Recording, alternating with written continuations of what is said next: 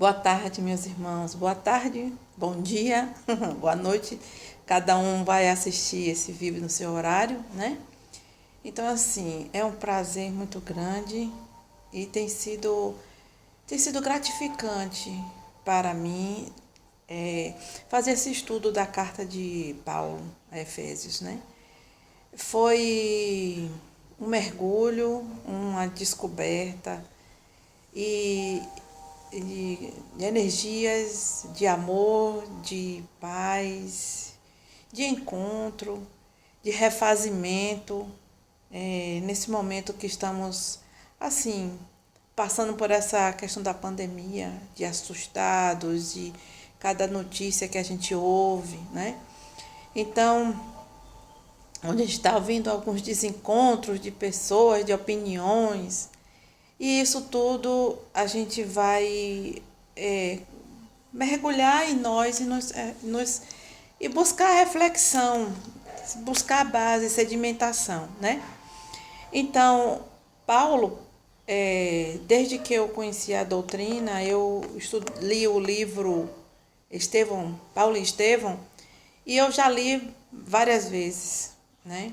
E toda vez que eu leio é onde você tem certeza que você encontra essa energia de força, de paz, de coragem, de fé. E eu, quando estudei a carta aqui de Efésios, pude perceber essa mesma energia, né? E foi muito gratificante. Como a Amália falou, né? Paulo, ele traz o bom ânimo, ele mostra a lealdade. E a gente se questiona, não é? Porque se todos nós fôssemos viver como Paulo viveu e como ele coloca na carta, que é pedindo por todos viverem dessa forma, seria uma riqueza, né? Mas vamos lá. Então, assim, Paulo, na carta, ele começa se apresentando, né? É uma epístola composta de 6 capítulos, né? E ele fala, essa carta ele direciona para a igreja. É uma carta que todo o trabalho que ele fez, ele passou lá 3 anos, né? E por todo o trabalho que ele fez, ele buscou sedimentar em cada pessoa, os conceitos, o Evangelho de Jesus. E ele disse o seguinte: você agora já conheceu a palavra, o Evangelho do Cristo Jesus, então viva dentro dele. Procure trazer esses conceitos para a sua vida, para o seu dia a dia, né? Então, Paulo, ele com isso, ele na carta, quando a gente lê a carta, a gente percebe que ele aceitou o chamado, né, de Jesus. E ele se imbuiu dessa energia e por fidelidade a Jesus, ele quer cumprir fielmente o que foi o chamamento, ou seja, da sua vocação, como ele disse, que foi de levar o evangelho, né? Então, quando ele chega em Efésios, ele vai a Efésios 3 vezes, né? Ele faz 3 viagens. Então, na cidade, quando ele chega, apresentando o evangelho, ele vai. É árduo o trabalho dele, mas ele consegue mudar, ou seja, implantar a igreja. Ele consegue levar para as pessoas o conhecimento do evangelho de Jesus Cristo. E com isso, as pessoas começam a buscar essa mudança de transformação de comportamento. Por quê? Eles cultuavam a magia, então eles tinham muitos livros, tanto que teve um evento onde eles queimaram muitos livros desses que eles tinham em praça pública, né? E essa transformação foi ocorrendo. A chegada de Paulo em Efésio causou um rebuliço, não só por causa da igreja, porque lá tinha o templo de Diana, né? A deusa. E esse templo é que regia, vamos dizer assim, a cidade turística, né? Então o turismo era regido através das festas de comemorações. E ele, levando a palavra de Deus, ele faz com que as pessoas vão buscando compreender, não mais compreender aquele culto, aquele ritual, até porque era muita festa, muita bebida, muitas coisas. Então, eles começaram a se questionar determinadas coisas e isso foi acontecendo, as mudanças. Mas não quer dizer que ele foi derrubando tudo. Não, ele foi implantando e foi levando a mensagem, a palavra, né? Então, aos poucos, ele conseguiu desarticular esse ocultismo que estava enraizado na cidade de Efésios. E então, Efésios é uma cidade que se tornou importante porque foi lá que João, o apóstolo, escreveu o seu evangelho. Ele voltou a morar lá. E foi lá que Maria, no final, depois foi conviver com ele, foi em Efésios que Maria foi morar com João. E então isso tem uma passagem importante. Paulo, depois que sai de Efésio, deixa Timóteo como sucessor, né? E ele vai depois para Jerusalém. No momento que ele escreve essa carta, ele está em Roma. Ele fica lá por 2 anos. Mas essa prisão, segundo as pesquisas que eu realizei, ele era domiciliar. Ele recebia visitas, ele só não podia sair, mas ele recebia visitas e nessas visitas ele também pregava o evangelho, né? Então ele, de certa forma, continua seu trabalho, ele não para, né? Então,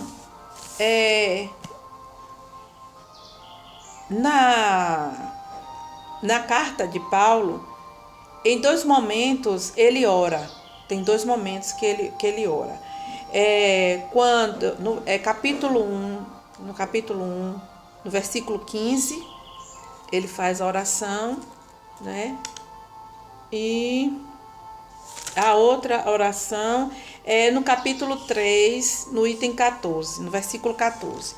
Então, ele faz a oração 2 vezes nessa carta. Então, no capítulo 1, basicamente, vamos dizer assim, ele inicia se apresentando, ele fala assim: Paulo, apóstolo de Cristo Jesus, por vontade de Deus, aos santos que vivem em Éfeso e fiéis em Cristo Jesus. Graça a vós outros e paz da parte de Deus, nosso Pai, e do Senhor Jesus Cristo. Então, ele se apresenta. E ele diz que ele é o apóstolo do Cristo. Então ele se coloca perante a sociedade, perante os povos, né? Os povos. Basicamente os judeus e os gentios, para qual justamente ele foi enviado. E é para esse povo que ele começa a pregar, ou seja, o povo gentios. E ele faz com que os gentios se sintam, vamos dizer assim, eleve a autoestima e se unam, os judeus e os gentios se unam, né? Então, depois ele começa com as bênçãos de Deus, quando ele diz: Bendito, ó Deus e Pai de nosso Senhor Jesus Cristo, que nos tem abençoado com toda sorte de bênção espiritual nas regiões celestiais em Cristo, assim como nos escolheu nele antes da fundação do mundo para sermos santos e irrepreensíveis perante ele, e em amor nos predestinou para ele, para a adoção de filhos por meio de Jesus Cristo, segundo o beneplácito de sua vontade, para louvor da glória de sua graça, que ele nos concedeu gratuitamente no amado, no qual temos a redenção pelo seu sangue, a remissão dos pecados, segundo a riqueza de sua graça. Ele é rico em palavras, viu? Muito, muito, muito. E não para, é um parágrafo longo.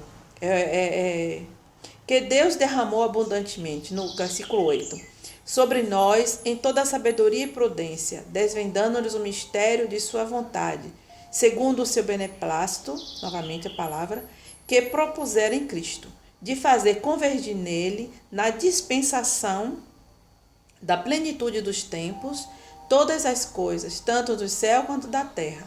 Nele digo, do qual fomos também feitos herança, predestinados segundo o propósito daquele que faz todas as coisas conforme o conselho de sua vontade, a fim de sermos para louvor da sua glória, nós os que de antemão esperamos em Cristo, em quem também vós, depois que ouvistes a palavra da verdade, o evangelho da vossa salvação, tendo nele também crido, fostes selado com o Santo Espírito da promessa, o qual é o penhor, olha só, olha a palavra, o penhor da nossa herança. Que herança? Da nossa herança, não é? Até ao resgate da sua propriedade em louvor da sua glória. Então aí nós temos aqui por uma separação, né? Mas a carta continua, né? Então, se a gente for, quando a gente lê e vê quantas palavras tem aqui não é de peso, né? Assim, vamos dizer assim, palavras de riqueza de conteúdo, justamente para a época que ele estava falando, né? Quando ele diz predestinou, escolheu, a vontade de Deus, nós somos abençoados, né? O louvor da sua glória, né? Que ele nos concedeu gratuitamente no amado, a remissão dos pecados, né? Abundantemente, derramou abundantemente, desvendando-nos o mistério, né? Convergir nele na dispensação, né? Que fomos predestinados, a herança que nós recebemos. Então, olha, o evangelho da vossa salvação, nossa, né? Salvação. E ele fala no penhor, e ele fala também que nós fomos selados. Gente, é uma riqueza, toda a carta é uma riqueza, né? Então, quando a gente observa nesse primeiro capítulo, se a gente for observar, nós somos ricos de bênçãos, né? Ele pede a Deus que abra a nossa mente, que é o do item do versículo 15 ao 23, que eu ainda não li, né? Aqui. Ele pede a Deus que abra nossa mente, nossos corações, para entender a bênção que recebemos. Pede que nos dê entendimento para compreender as bênçãos que temos dentro de nós e as consequências e a riqueza. Então, quando nós estudamos, ele quer dizer que quando nós estudamos, nós passamos a enxergar o que está bem à nossa frente, ou seja, o que está dentro de nós. Então, meus irmãos, é uma riqueza. Se eu vou falar aqui, o vídeo vai ficar muito longo, mas é assim. Aí, então, o que é que Paulo deseja? Ele deseja que a gente melhore. Em quê? Na qualidade de vida, né? Para os leitores da carta, né? A relação com Deus, melhore na relação com Deus, na relação com Cristo. As relações dentro da igreja, ou seja, a igreja é as pessoas. Quando a gente lê aí, entende quem é a igreja. A igreja não é a construção de pedra, a igreja são as pessoas. Então ele pede que as pessoas se relacionem bem dentro da igreja. Eu vou falar mais lá na frente. Na conduta, no comportamento do mundo.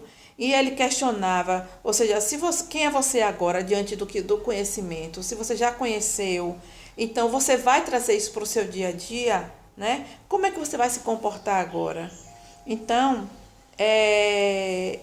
a preocupação dele era de manter essa unidade entre os judeus e os gentios, atentar para a maturidade, o respeito aos mestres que ensinavam, a melhorar o falar, melhorar a moralidade sexual, o culto, né? As relações domésticas, o respeito aos poderes cósmicos.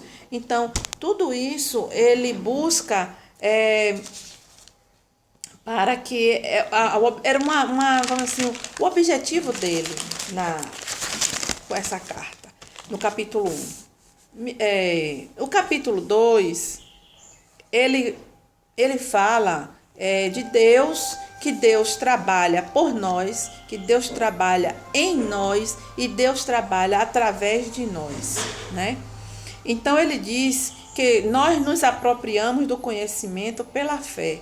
Se nós nos apropriamos do conhecimento pela fé, então ele diz, deixa eu entender o quê? Que a fé é o instrumento que vai nos impulsionar a conhecer a verdade. Então, a partir do momento que a gente se apropria desse conhecimento, né? Você conhece, você se descobre a sua fé, e essa fé, essa força, essa energia é que vai lhe impulsionar para você conhecer mais e mais.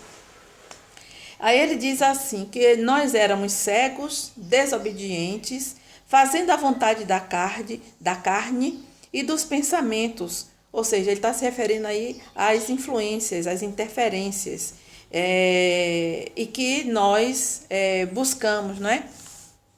Nós sabemos que isso existe, né? E que a gente busca trabalhar isso em nós. Ele traz Deus como misericordioso, é um grande amor, que ele nos amou e ele diz, ele nos amou nós estando mortos em delito. E ele nos dá essa graça, né? Porque o que é uma graça? A graça é um dom gratuito, é um favor imerecido, né? Ele sabe que a gente não merece, aspas, mas ele nos ama a si mesmo, porque como nós somos pecadores, ou seja, cometemos as falhas e os erros, e estamos aqui para expiar ou em provações, né? Então, essa busca de renovação é para que a gente possa, vamos dizer assim, melhorar, né? Nos melhorar. Então, quando ele diz nós mortos em delitos, nos deu vida, ele nos deu a vida, juntamente com o quê? Com Cristo. Pela graça, então, pela graça nós somos salvos. Então, essas palavras têm um significado enorme. Elas, além de significação, são significativas. Então, quando ele diz que quando ressuscitamos, e ele fez nos assentar em Cristo. Então, eu entendi, né? Esse ressuscitar é no momento que, por exemplo, como eu tomo conhecimento dessas palavras, eu tomo conhecimento do Evangelho do Cristo, então eu desperto para aquilo que eu fazia, não era o correto. Então, a partir de agora, eu procuro e busque fazer a forma como o Evangelho me diz. Então, eu tenho que trazer essas palavras do Evangelho para o meu dia a dia. Então, é uma mudança interna, da questão moral, né? Como a gente faz o autoconhecimento, né? Como a gente busca nos conhecer cada vez mais, né? E para que tudo isso? Então, para mostrar essa riqueza, a riqueza da sua graça, que é a bondade de Deus para conosco. Então, pela fé nós iremos nos salvar. Que quem dá essa salvação é Deus. Então a gente percebe na carta que ele fala de 3 verdades, né? Que 3 causas: a causa meritória, a causa instrumental e o propósito, que é a fé, né? Então ele vai fazendo com que a gente vá crescendo e avançando nesse conhecimento de busca interior. E no capítulo 2, né? Eu estou falando do capítulo 2. No versículo 14, ele diz assim: ele é a nossa paz. Então, aboliu a ordenança, ou seja, ele quer que nós nos transformemos um novo homem, reconciliar-se, ou seja, um só corpo em Cristo com Deus, evangelizou, ele evangelizar, que a gente evangelize tanto quem está longe quanto quem está perto, né? O capítulo 14 diz assim: porque ele é nossa paz, o qual de ambos fez um, e tendo derribado a parede da separação que estava no meio, a inimizade. Então, a inimizade é quem separa. Então, ele busca que essa parede se dissolva, né? E ele diz, aboliu na sua carne a lei dos mandamentos na forma de ordenança. Ou seja, de você cumprir, de ordem, de você cumprir sem pensar, de você cumprir sem compreender.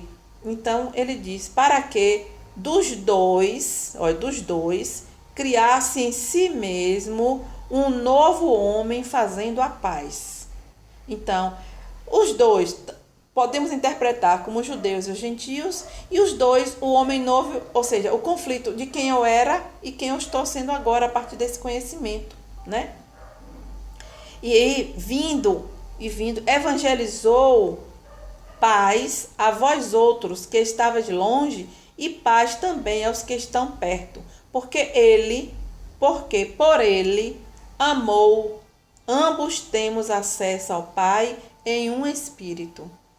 Assim, já não sois estrangeiros e peregrinos, mas concidadãos dos santos, e sois família de Deus. Então, a partir daí, ele diz que nós somos família de Deus, concidadãos. Então, ele fala da pedra angular. Olha, edificado sobre o fundamento do apóstolo e profeta, sendo ele mesmo, Cristo Jesus, a pedra angular.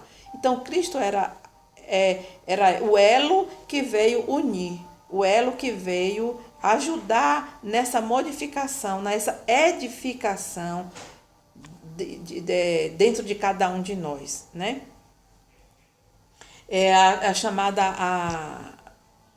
a conscientização de quem somos nós, quem eu era e quem eu estou agora, como é que eu estou agora, né? Bom, o capítulo 3, Paulo fala da vocação dos gentios e o apostolado de Paulo. É onde ele começa, aí ele faz a oração, né? A primeira oração. E ele explica o que é dispensação, né? Dispensação eu compreendi, eu fiz algumas pesquisas e eu compreendi, vamos assim, deixa eu ver se eu coloco para vocês como eu compreendi. É como o nosso livre-arbítrio. Você tem o livre-arbítrio para você fazer o que você quiser. Agora você vai ter as consequências, né? Nós não temos, não sabemos disso? Então, esse tempo que a gente tem de fazer o que a gente quer é uma dispensação. Porque Deus está nos dando essa oportunidade de viver, de aprender. Agora, o que realmente vai ficar dentro de nós? O que é que isso vai sedimentar em nós? Então, nós iremos, vamos assim, honrar o tempo, essa dispensação que Deus está nos dando. Nós estamos sabendo utilizar esse tempo adequadamente, de forma como foi colocado por Amália no vídeo anterior. Lealmente, estamos sendo leais ao Cristo, né? A todo o percurso que ele veio, tudo que ele passou por nós, tudo que ele trouxe, todo esse legado, né? Então, se nesse capítulo 3, ele diz que nós somos co-herdeiros. Ele diz que nós somos coparticipantes, né? Então, de quê? Da promessa do Cristo, né? Então, e ele diz que é por meio do evangelho constituído o ministério. Minha gente. E ele diz que é pelo o dom da graça de Cristo, segundo a força operante do poder de Cristo. E aí ele pede pede o quê? No caso, ele está falando aos gentios que não desfaleça, que eles perseverem, né? Porque as atribulações da vida é grande, né? Mas ele pede que a força do Cristo, ele roga, ele não pede, ele roga, é quase súplica, né? Implora que essa força a gente que não perca, ou seja, que os gentios não se perca, pela fé e por amor. É o amor que está arraigado, alicerçado, né? E ele compreende a partir daí todas as formas. Eu estou falando assim para o tempo não se delongar, né?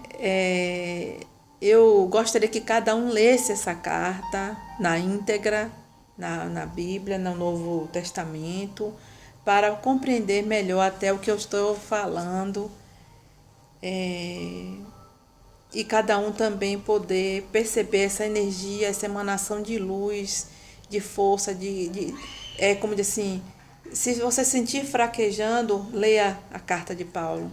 Se você sentir balançando, leia a carta de Paulo. Que você vai encontrar essa força, né? Então, o capítulo 4, ele se refere à unidade da fé. É uma súplica que atentem para a compreensão da unidade da igreja. Então, ele fala de união entre os membros. Então, ele diz, suportando-vos com humildade e mansidão, esforçando-vos para perseverar, andeis de modo digno da vocação a que foste chamado.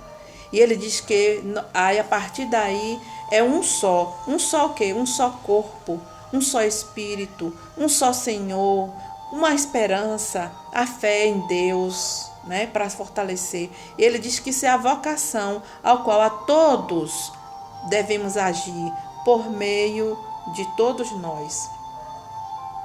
E no capítulo 4, no versículo 11, ele diz que concedeu a graça a cada um segundo a proporção, né? O capítulo 4, versículo 11, ele diz, e ele mesmo concedeu uns para apóstolo, outros para profeta, outros para evangelistas, outros para pastores e mestres, com vistas ao aperfeiçoamento dos santos para o desempenho do seu serviço, para a edificação do corpo de Cristo, até que todos cheguemos à unidade da fé e do pleno conhecimento do Filho de Deus, à perfeita varonidade, à medida da estatura da plenitude de Cristo, para que não mais sejamos como meninos, olha só, agitados de um lado para o outro e levados ao redor por todo vento de doutrina, pela artimanha dos homens, pela astúcia dos que induzem ao erro. Mas, seguindo a verdade em amor, cresçamos em tudo naquele que é a cabeça, Cristo, de quem todo o corpo bem ajustado e consolidado pelo auxílio de toda a junta, segundo a justa cooperação de cada parte, efetua o seu próprio aumento para a edificação de si mesmo em amor. Então aí é o autoconhecimento que ele está buscando. Que nós, ou seja, trabalhemos o quê? A tolerância, a perseverança, a humildade, para que a gente possa ter maturidade nas nossas atitudes, no nosso falar, né? É porque a gente vai se aperfeiçoando no serviço do Cristo, para que a gente busque isso dentro de nós. Quando ele diz todo o corpo ajustado e consolidado pelo auxílio, ele está falando de quê? De cooperação. Quando ele disse lá em cima que uns apóstolos, outros seriam profetas, então ele está falando de vocação, que Deus sabe do que cada um tem aptidão para fazer. Então, cada encarnação nossa, nós vimos com um propósito. Qual é o nosso propósito nessa encarnação? Então, que a gente abrace esse propósito e olhe que nós podemos colaborar. Não vá, que eu não olhe o outro, o outro tem a tarefa dele, eu tenho a minha tarefa. Então, será que eu estou executando a minha tarefa com louvor, com glória, com lealdade, com firmeza, com o propósito de servir ao Cristo. Então é isso que ele nos chama, assim, revertir-me desse novo homem, dessa nova pessoa, porque eu preciso renovar. Então quando ele diz despojar do velho homem e nos renovar no espírito, no vosso entendimento, e se reveste do novo homem, né? Então ele quer que que a gente busque o quê? Que cada um busque o quê? A verdade. Que não se ponha o sol, como ele diz, não se ponha o sol sobre a vossa ira. Ou seja, por que eu vou dormir com raiva, enraivada, né? Não me permitir as interferências, não furtar mais. Então, se você furtava, não furte mais. Ou seja, busque mudança, trabalhar com as próprias mãos e ter o sustento. Então, não viver de pedir, não que pedir seja vergonhoso. Não, se realmente eu não tenho, eu peça. Mas eu preciso me esforçar para eu fazer a minha parte, aquilo que me cabe, né?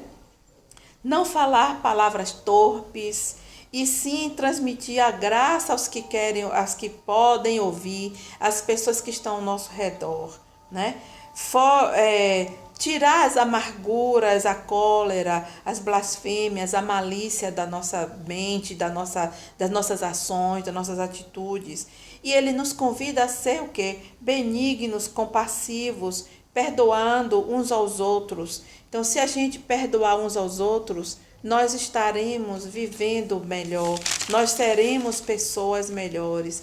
Então, aí é onde ele passa para o capítulo 5, e onde ele fala do fruto da luz, né? Quando ele diz, chama a atenção, ele relembra quem merece a herança no reino do Cristo de Deus.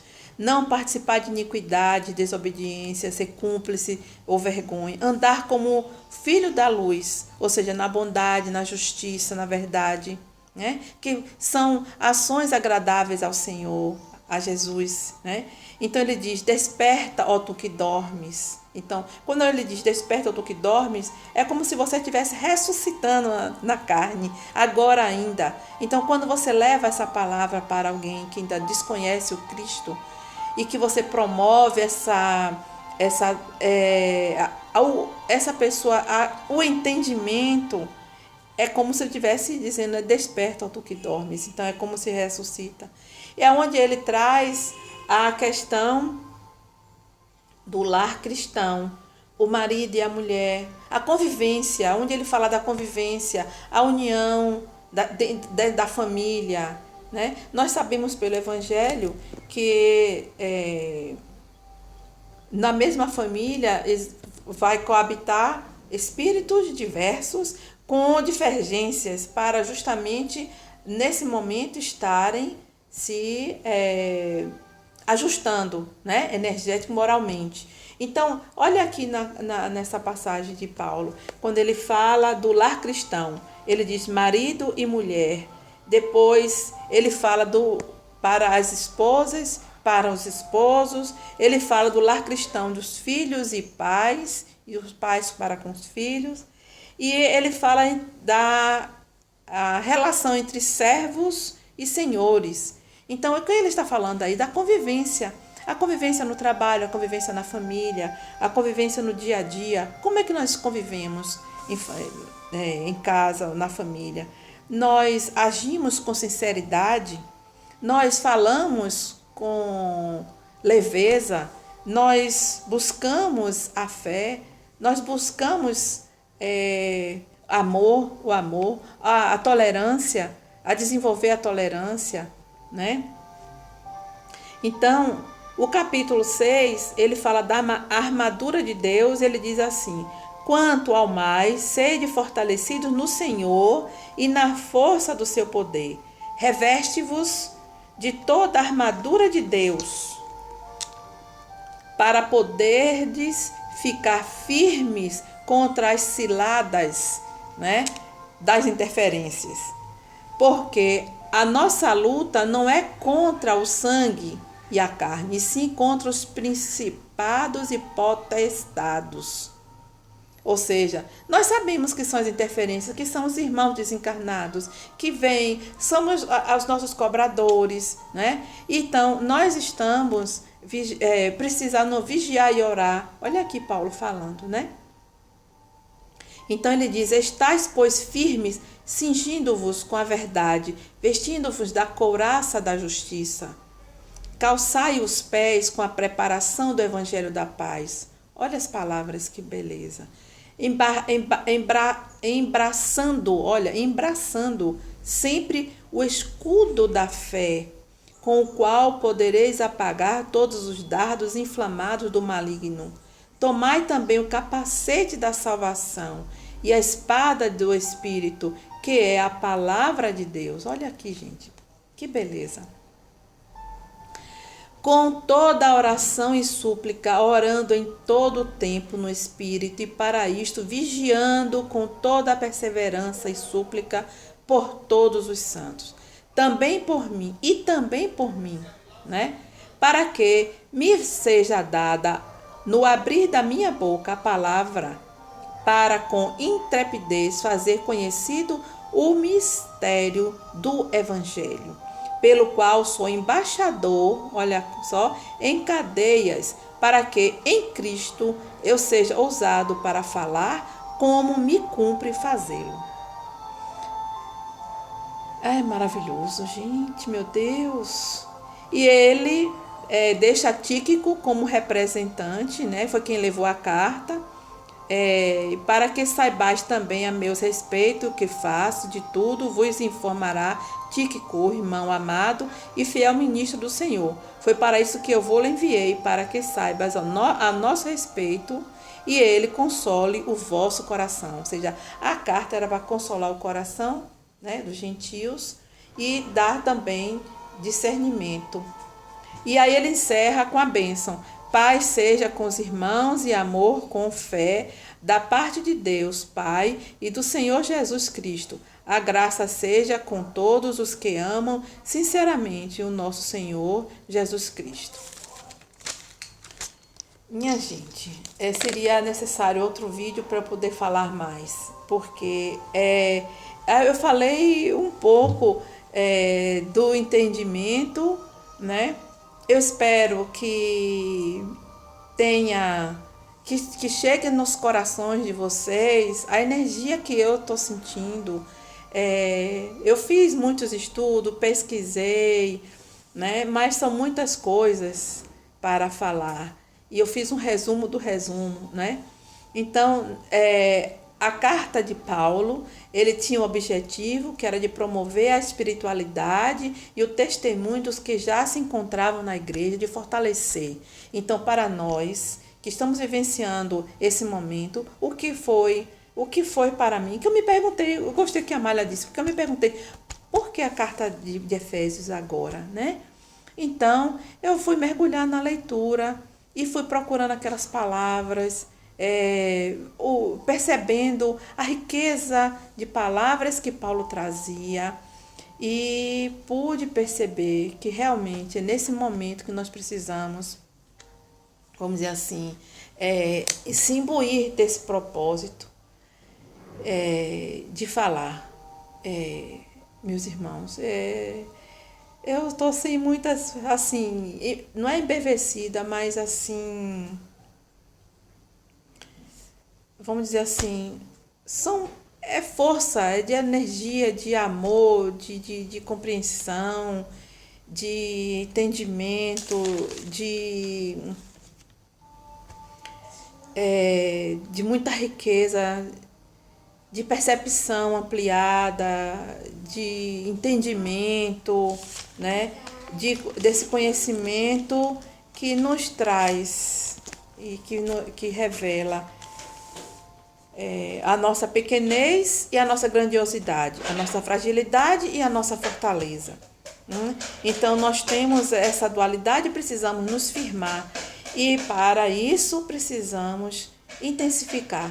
Então, e quando a gente se sentir fragilizados, a gente não esmorecer, se segurar na mão de Deus, né? Se segurar no Evangelho e perseverar, buscar o estudo, da, das obras, porque através dela nós iremos nos fortalecer. Que a paz de Jesus nos encante. Agradeço o convite, foi muito oportuno, muito apropriado. Agradeço muito ao Luiz e Paz por estar aqui me oportunizando esse conhecimento e essa introspecção, né? Esse estudo e esse encontro, né? Que o Luz e Paz nos proporciona de paz, eu estou bem, eu estou me sentindo assim, pacificada, né? Essa é a palavra, pacificada, né? Muita paz, que assim seja. Namastê.